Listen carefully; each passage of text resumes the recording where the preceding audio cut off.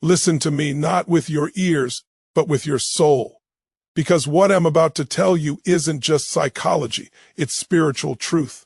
It's the kind of truth that doesn't just shift your thinking, it awakens you. You've heard it said that the avoidant always comes back, but why? Is it guilt, loneliness, boredom? No, it's realization. It's the sudden awareness, sometimes after weeks, sometimes after years, that the person they left wasn't chasing, wasn't pleading, wasn't performing. They were simply being love, being peace, being presence. And that realization, it shatters everything they thought they knew about connection. See, avoidants run because intimacy feels like a threat.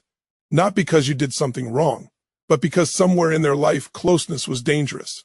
So they build walls, not to hurt you, but to protect themselves. But here's the secret: what threatens them the most is someone who doesn't fight for their love, but embodies it. You were that person, the quiet one. You didn't scream, you didn't chase, you didn't demand their healing on your timeline. You loved silently. And that silence, that stillness, wasn't absence. It was presence in its purest form. And they felt it. They felt it when you walked away with dignity. They felt it when their drama got no reaction. They felt it when your peace spoke louder than their chaos. At first, they mistook your silence for indifference. But time has a divine way of teaching. Because the heart always recognizes what the mind tries to suppress. And so one day, they return. Not because they figured you out, but because they figured themselves out. And in that awakening, they finally see the safest place they ever knew was the one who didn't try to fix them, the one who didn't need to be loud, the one who quietly loved them, even when they weren't ready to receive it. That love, that kind of love, it doesn't go unnoticed. It leaves fingerprints on the soul. So if you're the one who loved quietly, hear me, you weren't invisible. You were unforgettable. Your grace became their mirror. Your peace became their lesson. And your letting go, that was your greatest gift. You see, love isn't about convincing someone to stay. It's about being the kind of presence that echoes long after you're gone. And to those who ran the avoidance, the fearful, this is your awakening too. Love is not the enemy. Intimacy is not a trap. The very thing you're afraid of is the key to your freedom. Come back not to reclaim the past, but to become what you couldn't be before, present, open, free. This is redemption. This is divine timing. This is the unfolding of love that doesn't need force because it flows from truth. Let today be the day you stop running from them, from yourself, from love. You're not broken. You're being called home. Let's rise. Let's heal. Let's return not to the past, but to the truth that was always there, quietly waiting. Avoidants, by nature, carry a paradox within them. They fear intimacy, yet crave connection. Not that they don't want to love or be loved, they do. In fact, their desire for closeness can run just as deep, if not deeper, than anyone else's. But the wiring of their nervous system, shaped by early emotional experiences, often teaches them that closeness comes with a cost. So rather than move toward love, they flinch. Rather than lean in, they pull back. And it confuses everyone, especially the ones who offer them real, grounded affection. At the core of an avoidance behavior is a protective mechanism. This protection was often born in environments where vulnerability wasn't safe or where their emotional needs weren't consistently met. So, over time, they learned to self-soothe by pushing others away. They didn't grow up with the message it's safe to need someone. Instead, they were conditioned to believe if I need someone, he'll be disappointed or controlled. This subconscious narrative becomes a blueprint, guiding their adult relationships with a subtle but powerful force: avoidant attachment. So when love shows up, real love, the kind that's stable, open, and present, the avoidant doesn't always celebrate it. They often recoil, not because they don't feel it, but because it triggers an alarm system that says, danger, don't get too close. What many interpret as coldness or indifference is actually a form of self-preservation. Inside, the avoidant might be feeling more than they're letting on, but expressing it, staying present in it, receiving love, that's the challenge. Here's the twist. Though that same avoidant who runs from closeness is also the one who checks your social media in silence, rereads your old messages, or remembers the way you laughed at things no one else did. They don't just walk away and forget. They detach physically, but not emotionally. And that's the tragedy and the mystery. Because deep down, they do crave connection. They just fear the vulnerability required to sustain it. This creates a cycle. They're drawn to intimacy, but when it gets too close, they feel threatened. They back off, suppress, or even push their partner away, often unconsciously. Then, in the quiet aftermath of distance, they begin to feel the ache of absence. They start to realize that what they ran from wasn't danger, it was actually safety.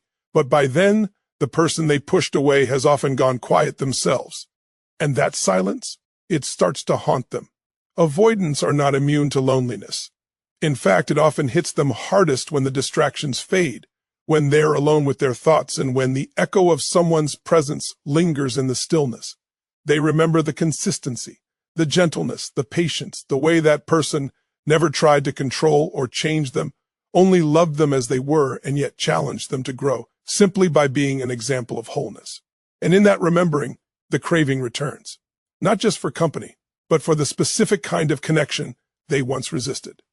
Here's what makes this dynamic even more complex. Avoidants tend to feel safest with people who aren't reactive. The more someone chases or tries to force intimacy, the more the avoidant retreats. But when someone holds space, offers love without pressure, and then quietly steps back when it's not reciprocated, that leaves a mark.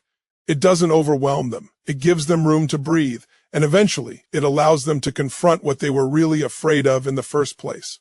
So they return, sometimes after a long journey through distractions and surface-level flings, sometimes after personal growth, therapy, or simply time alone. But when they come back, it's rarely just because they miss the person, it's because they've started to understand themselves. They've started to realize that the person they kept at arm's length wasn't a threat to their freedom. They were a mirror for their healing. And the connection they ran from is the one they were always secretly craving. The one who loved quietly often goes unnoticed in the moment. They don't chase. They don't beg. They don't create chaos or drama to be seen or heard. Instead, they offer presence, a kind of steady, unwavering, patient presence that holds space without pressure. To someone with an avoidant attachment style, this presence can feel confusing. It's not demanding. It's not trying to pull them in or force them to be anything they're not. It just is. And because they are so accustomed to love being conditional, performative, or controlling, they don't always recognize this quiet love for what it is: unconditional acceptance. Avoidants often seek relationships that feel safe to their defense mechanisms. That usually means connections that are distant, intense, or superficial, things they can control. But what throws them off balance is the person who doesn't try to control anything. The one who loves them but gives them space. The one who doesn't make them the center of their world, but offers them a place in it. At first, they might interpret this as disinterest. They might tell themselves they don't really care, because it doesn't look like the overwhelming intensity they've come to associate with affection. But over time, it dawns on them that this kind of love was healthier, deeper, even if quieter. The quiet one doesn't push, they invite. They don't demand commitment, they create the conditions where commitment can naturally arise. And that's terrifying to someone who has spent their life keeping people at a distance. Because there are no games to hide behind, no manipulation to blame, just presence, just love, just space. And for the avoidant, that kind of purity can feel foreign, even threatening, because it exposes them. It reflects their own inability to receive, to soften, to let someone in fully. This dynamic creates a powerful contrast.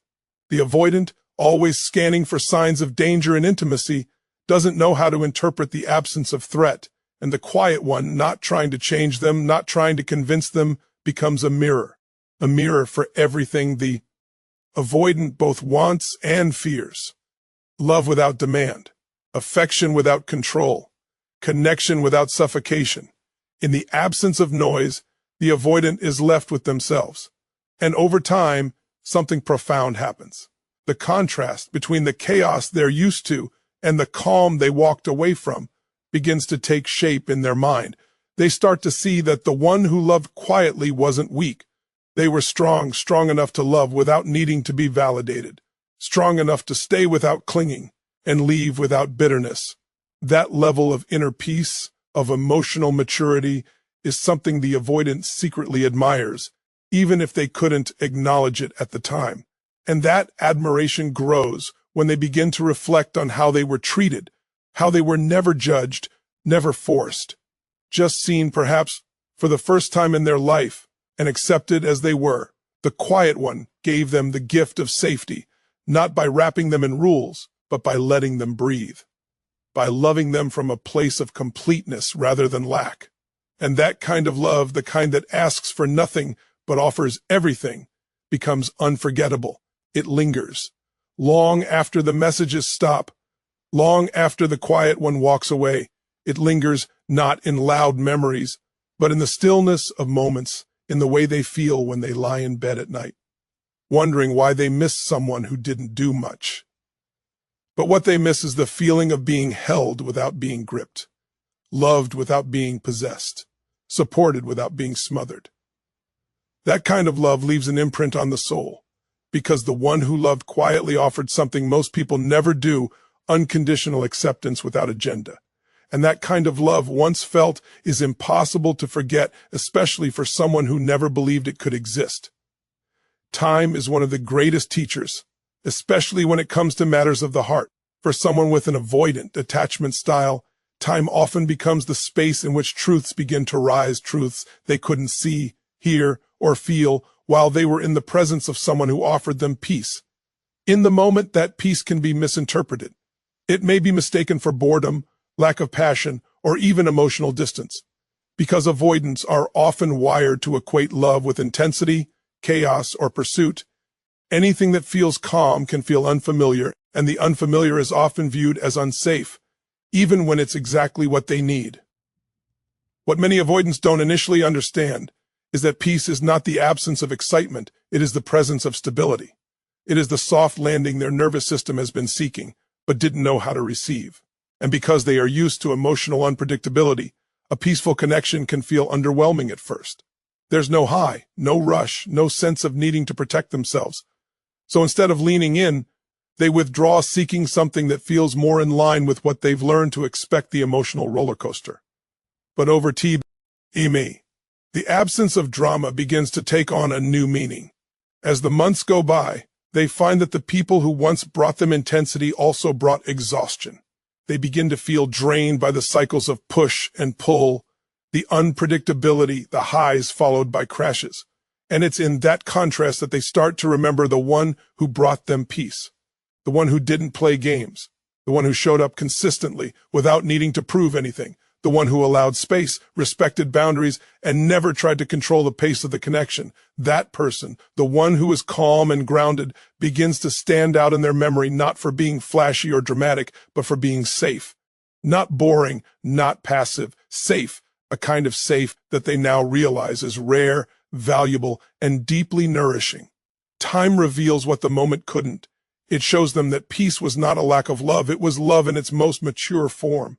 As avoidants reflect often, after multiple failed attempts at recreating connection elsewhere, they begin to see that the value of peace is in its consistency.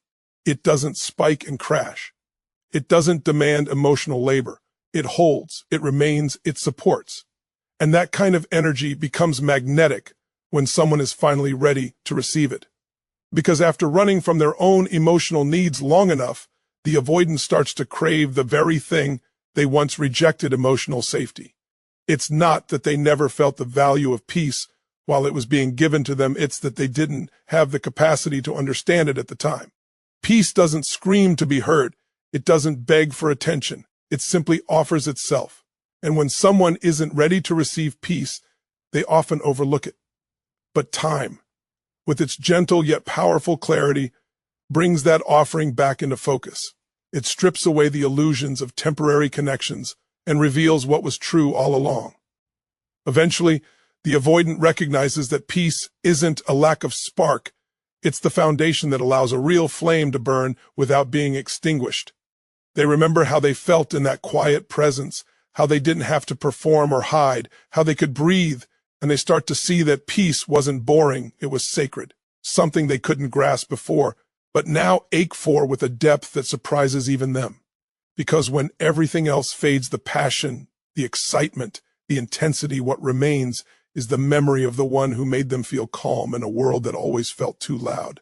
And that peace, once overlooked, becomes the very thing they long to return to. There's a unique kind of power in silence, not the kind that is cold or withdrawn, but the kind that comes from emotional clarity and inner peace. For avoidants, who often struggle with intimacy and emotional vulnerability, silence from someone they once knew to be warm and consistent can land louder than any confrontation ever could. It cuts through the noise of their mental defenses. It speaks to the deeper parts of them that their conscious mind may not yet be ready to admit. That silence, calm, dignified, and unbothered, becomes an echo in their emotional world, one that doesn't fade with time. Avoidants are used to certain dynamics in relationships. They often expect others to cling, to chase, to try and force closeness. That pursuit gives them a sense of control. It reaffirms their internal belief that intimacy is dangerous because it always comes with expectation and pressure. But when someone chooses not to chase them, when the one who once loved them deeply simply lets go, without rage or pleading, it disrupts everything. It doesn't fit their emotional pattern. It doesn't validate the script they've always told themselves, that people will push and pull, that love is overwhelming, that closeness means losing yourself. Instead, they're met with stillness, with absence. And the absence isn't hollow, it's full of meaning. The quiet says, I loved you, but I will not lose myself for you. It says, I care, but I will not participate in my own abandonment.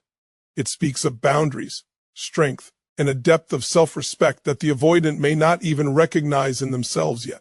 And that unnerves them. Because the lack of a dramatic exit means there's nothing for them to defend against. No emotional chaos to use as justification for their withdrawal. Just space. Just the weight of what they pushed away. This absence doesn't feel like rejection, it feels like reflection. The quiet person becomes a mirror. Their non-reaction forces the avoidant to sit with themselves. And for someone used to distancing from emotional discomfort, that's deeply unsettling. They begin to wonder, why didn't they fight for me? Why didn't they try harder? Was I not worth the effort? But eventually the question shifts from what's wrong with them to what's going on within me. That shift is subtle but profound, because in it, the avoidant begins to confront their own patterns.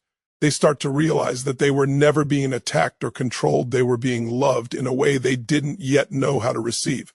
And the one who offered that love didn't withhold affection out of punishment. They withdrew out of wisdom, out of a deep knowing that chasing someone who is emotionally unavailable only leads to self-betrayal.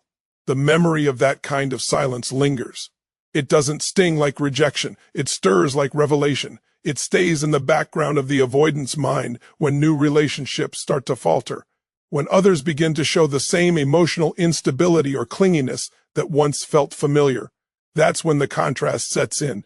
They begin to remember the one who never tried to possess them, who allowed them to be, who never tried to change them, only loved them without condition. And it's in that remembering that the full impact of the quiet person is felt. Their silence wasn't passive. It was powerful. It wasn't cold. It was compassionate.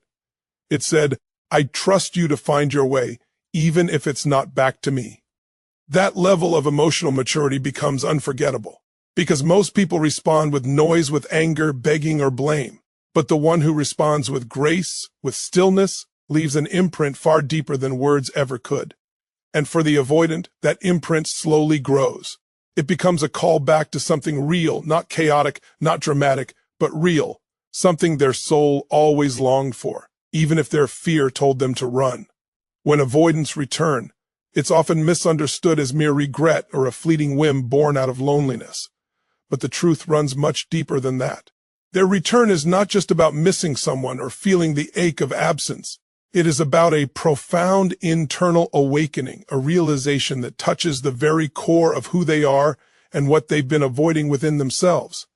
It is a moment when the layers of fear, defense, and misunderstanding begin to peel away, revealing a clearer vision of love and connection. For someone with an avoidant attachment style, the journey toward intimacy is often riddled with conflicting emotions. They crave closeness but fear the vulnerability it demands. They want love but worry about losing their independence. This inner tug-of-war can lead them to push people away, to distance themselves when things get too close, and to protect their hearts by retreating into solitude.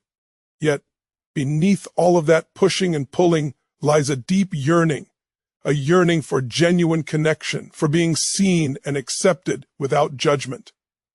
When they come back, it is because something has shifted inside them. It is the dawning of a new understanding that love does not have to be a battlefield. That connection doesn't require them to lose themselves or sacrifice their boundaries.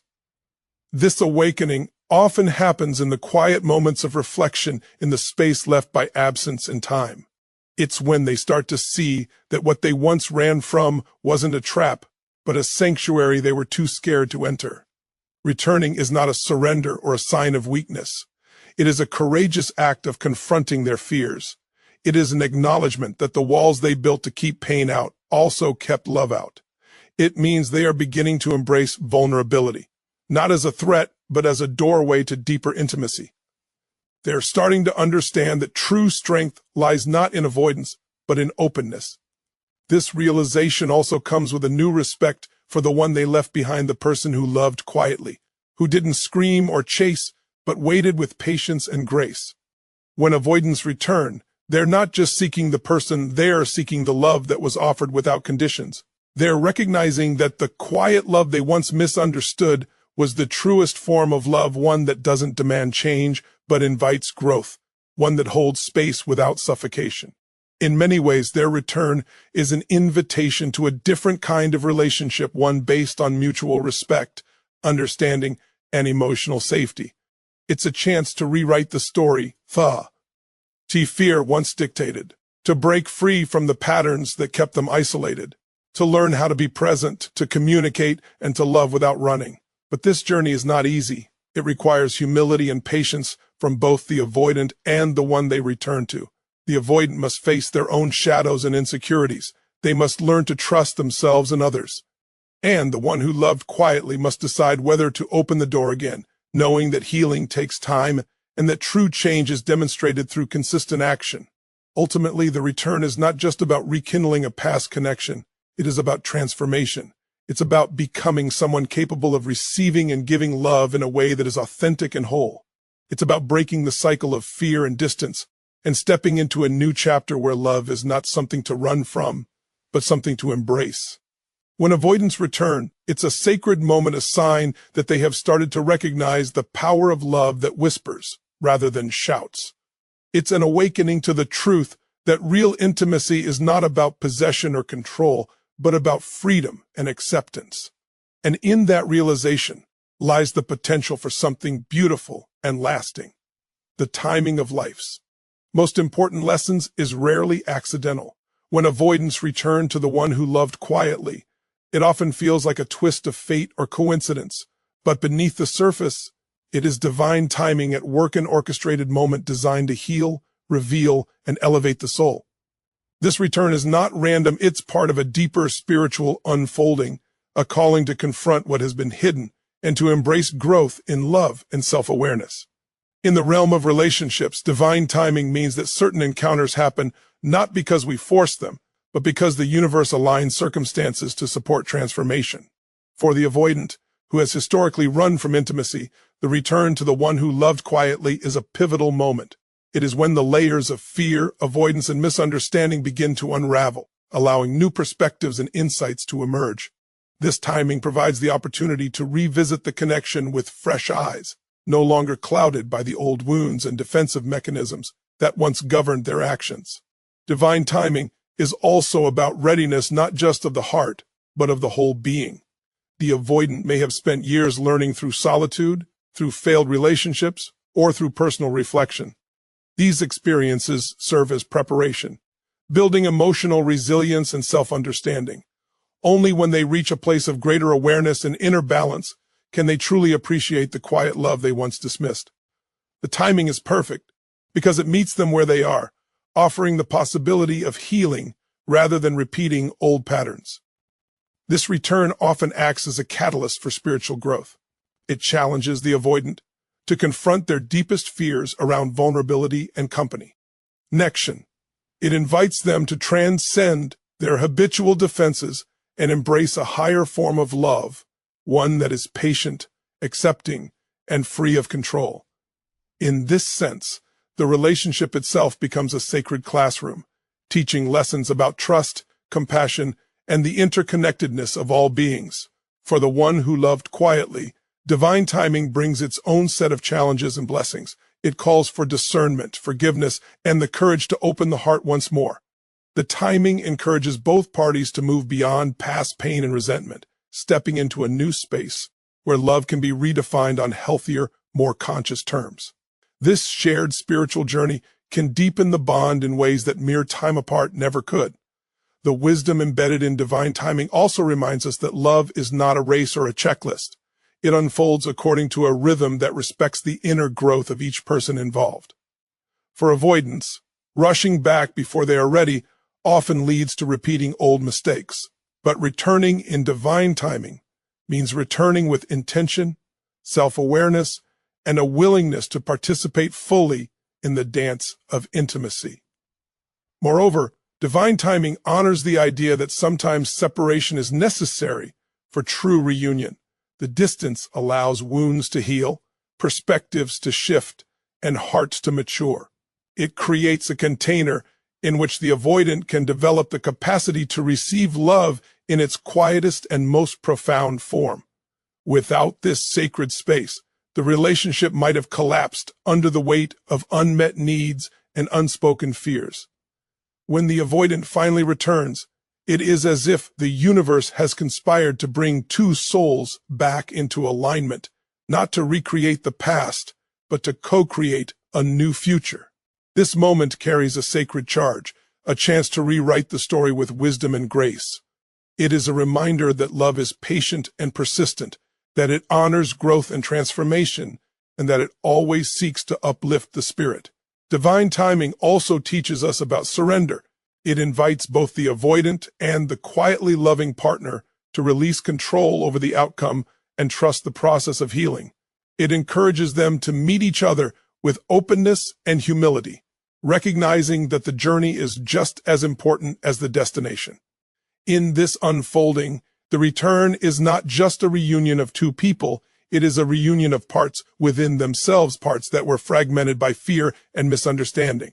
It is a reclaiming of wholeness, fueled by the power of love that waits patiently and quietly, ready to embrace when the time is right.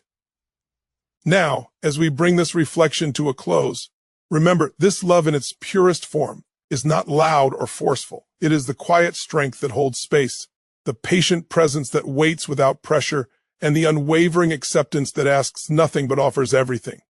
For those who have run from love, who have feared closeness and vulnerability, know this: the one who loved quietly is often the very perso, and who holds the key to your healing and your return. Embrace the power of that quiet love. Recognize its sacredness. Understand that returning is not a sign of weakness, but a powerful step toward growth, wholeness, and transformation. And when the timing is right, when the heart is ready, it is love patient, steady, and profound that will guide you back home. Thank you for being here, for opening your heart to this message, and for stepping into a deeper understanding of yourself and the nature of love. May you carry this wisdom forward with courage and grace, and may your journey be filled with peace, growth, and authentic connection. Goodbye for now, and remember, love quietly, live fully, and return to what truly matters.